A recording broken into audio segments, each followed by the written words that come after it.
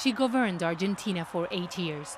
But 1 year after leaving office, Cristina Kirchner's battles are no longer political, but also in court. Last week, the former president was indicted on corruption charges involving public works. More than $600 million of her assets were frozen. According to a federal judge, Kirchner was part of a corruption ring that diverted public works contracts to a businessman close to her family. Ricardo Monerzan says that the level of corruption while Kirchner was in office was unprecedented. Los Kirchner han sido la universidad de la corrupción. Kirchnerism was the university of corruption.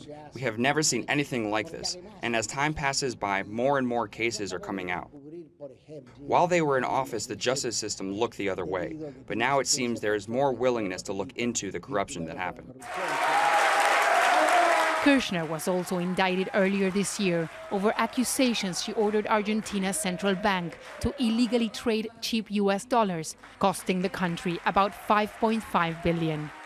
Cristina Kirchner is facing multiple criminal investigations, and last week an appeals court reopened a probe into the death of prosecutor Alberto Nisman, who was found with a shot in the head in this apartment building behind me. It's not clear yet whether he committed suicide or he was murdered.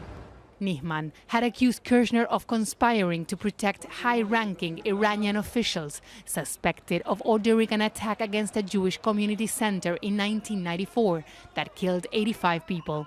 Iran has denied involvement in the attack.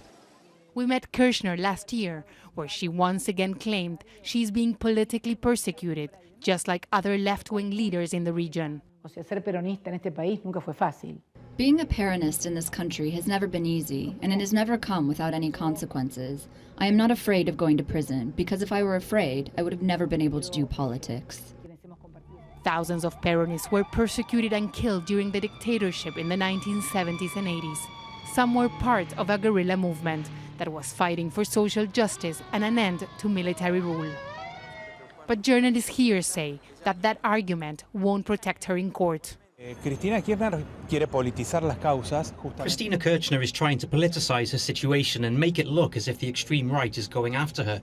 That's not the case. There are lots of papers and documents that are used as proof of what happened while she was in office. She is also using politics to send a strong message to the judiciary that she should come back.